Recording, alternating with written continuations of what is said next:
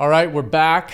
We got Mr. Mina Hanna joining us once again. Brandon is on the road over at the winter meetings, so thanks for sitting in here, Mina. We're continuing our little mini-series here on the 4-step goal formula from our good friend Brian Kane. Many of you all listening know him quite well. And taking this 4-step goal formula and applying it to really what we do. It's I think we talked about this a little bit last week. It's incredibly applicable. It lines up super, super well with how we think about the world, how we think about planning and investing one's assets to accomplish those plans, those goals. So we're going to continue here. We're going to keep these, the next few episodes a little bit short here to wind up the year and to touch on these 4 steps each individually in a little bit more detail. But step number 1 is, as most of you either are familiar with or heard last week, it's setting an intention. Really, to us, that is setting goals or setting priorities, kind of in our vernacular. And Mina, take it away. You're on the investment side. Why is that really, really important to us and how we tackle working with clients? Yeah. So really finding meaning, finding purpose, finding intention is the starting spot. We use a customized priority-driven approach to build out your models, to build out your portfolios, and ultimately it starts with you, with the client. So your priorities, your goals, what you want to accomplish end up being the foundation of the process that we establish, and we go from there. So in a sense, the client and their goals dictate the management of the portfolio. It's not just me or you deciding what's hot, what we think is going to perform well. It ultimately comes down to what the client needs to accomplish and how we can actually get them there. Yeah, that's right. And you say kind of tongue-in-cheek or for fun, but there's some truth to it, is that a client or their priorities, their goals rather, are really the portfolio manager, because we don't put a big overlay of predicting markets or the future from a portfolio construction standpoint to influence where you might hold stocks versus bonds. We really let those priorities drive those allocations. I'm gonna dig a little bit more or flip it on more to the qualitative side. So let's talk about setting an intention, right? It's obviously really, really critical from a technical standpoint for us. It's how we build portfolios, as you highlighted. It influences our asset allocations because we want those asset allocations to truly support what is important to you. We say money is a tool to accomplish what's important to you. This is exactly what we mean by this. This is where that statement actually meets a practical implementation or practical process within our firm.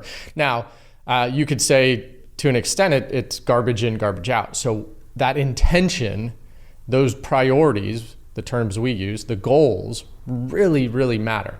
Now, I think sometimes we can get caught up in the importance of those or the difficulty in thinking about the future. Brian Kane has a great quote, it's the start that stops most people, right? So it's human nature to an extent to get caught up. Oh man, I got to think about, 5 years down the road, 10 years, 30, 40 years down the road for some folks. And it's hard, but you need to start somewhere. It's easier to think about goals for the next 12 months, maybe 24 months. When you start to get beyond that, it becomes a little bit more cloudy. But directionally, if we can get moving in the right way, then that's fine. That's what we're looking for.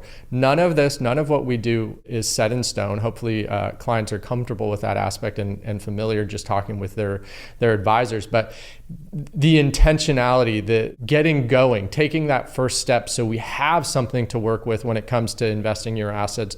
So it's taken into account that intentionality. That's really what is most important to us. And then, hey, let's review this each and every year. That is part of this formula as well. And we'll talk a little bit more about that. But it's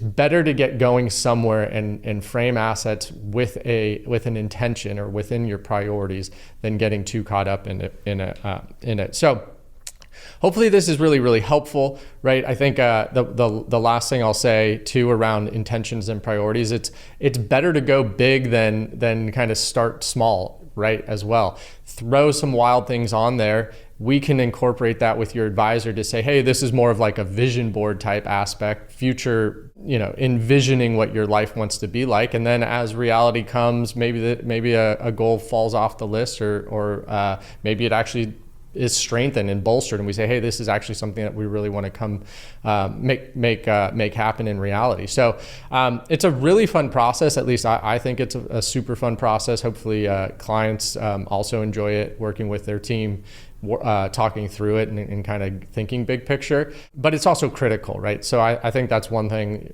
to leave with folks listening today is setting that intentionality, right? It's step number one in this 4-step goal process for a reason. So setting those priorities, it's the foundation really of what we do here and how we build portfolios, and really, really not something to take lightly. And don't get caught up when it. Take that first step, and then we can always rinse and repeat down the road, which we'll talk through in the coming days or coming episodes with this 4-step goal formula. So a little bit of a monologue there for me, I realized, but hopefully it was helpful for everyone.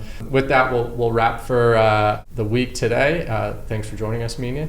And I'll wrap with own your wealth, make an impact, and always be a pro.